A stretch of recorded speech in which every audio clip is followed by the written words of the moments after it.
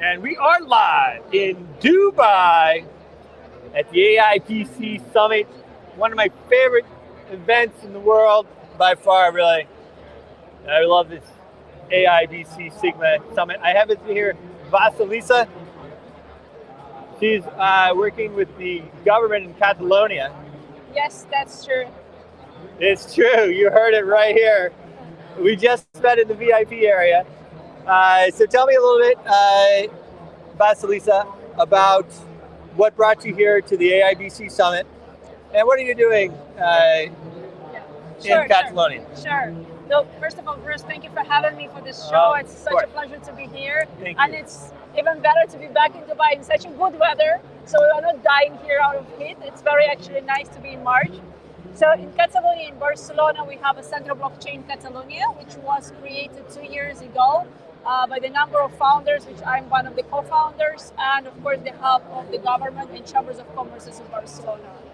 The main mission of the center is the adoption of the blockchain technology, because even now, when here in Dubai, around the world, lots of people already talk about crypto, blockchain technology, Web3. If you go out in the streets, lots of people still never heard about even Bitcoin.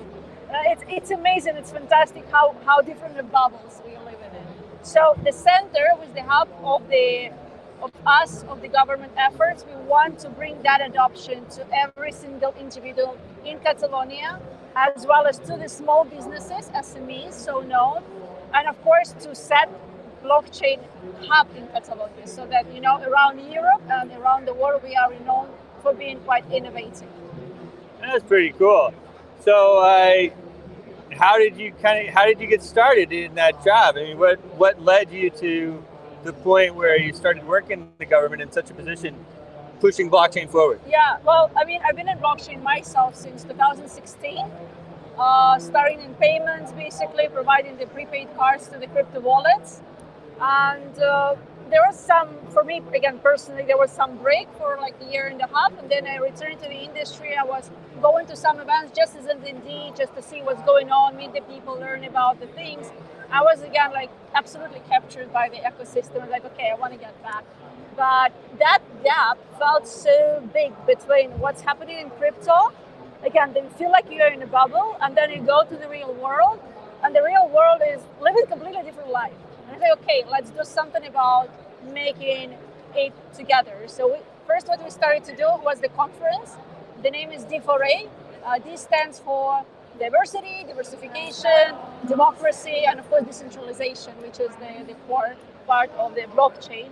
And this conference, after 2 years, it became part of the activities of the Blockchain Center, where we understood that you cannot do this effort alone, just only down, up, right? You have to also work top down.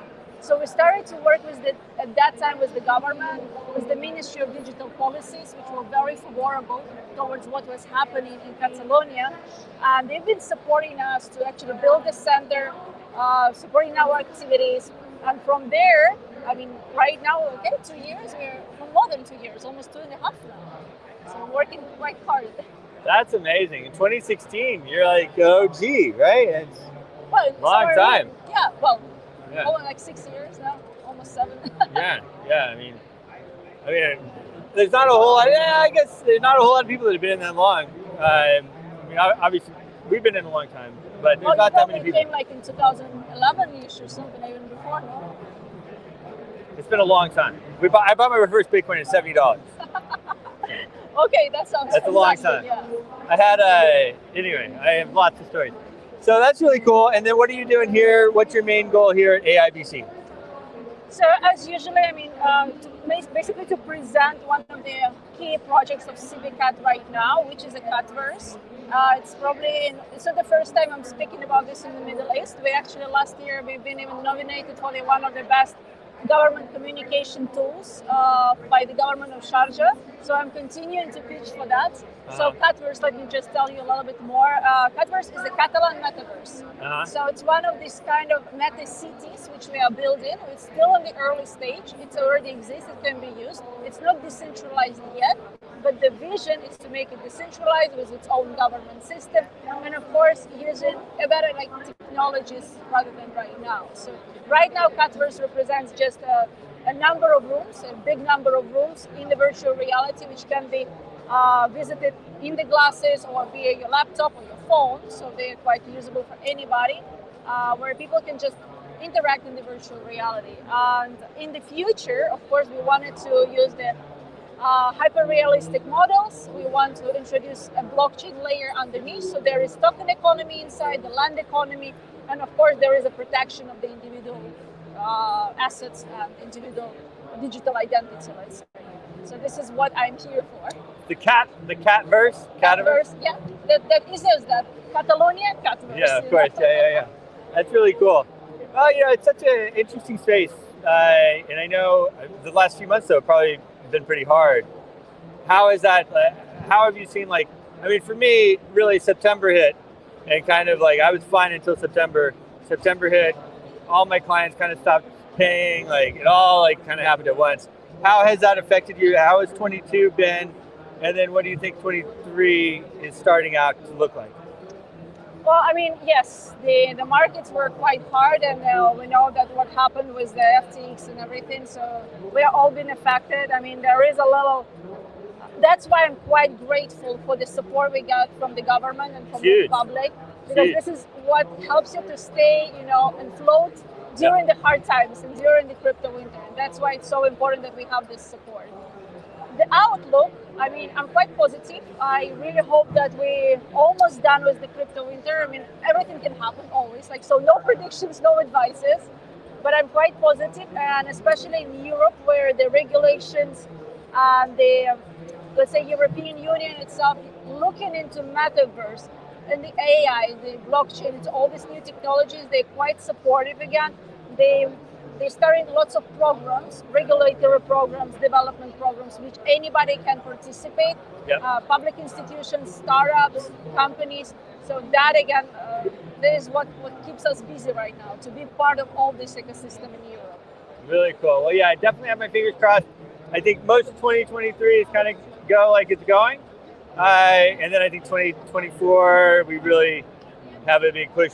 There's you can see it with what's happening with our Impact protocol. Right now, we're doing a swap, and there's less and less coins on the market. And that's what happens, guys. More and more people get in, there's less coins on the market, you have a consolidation, and then a pop. And that's usually how it goes in these types of things, especially. So I think that's what we're going through now. And hopefully we'll have some more, good direction as far as what the regulators are saying. They don't really know what to do right now.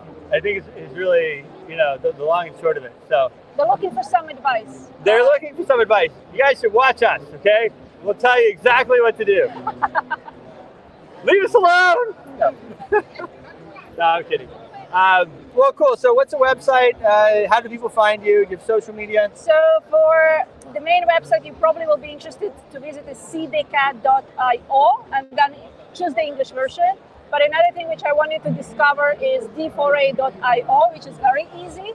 This is the way you can join us in November for the Democracy for All conference, where we speak more about blockchain, about governance, about metaverses, and the new deep tech which is developing and how that impacts our lives.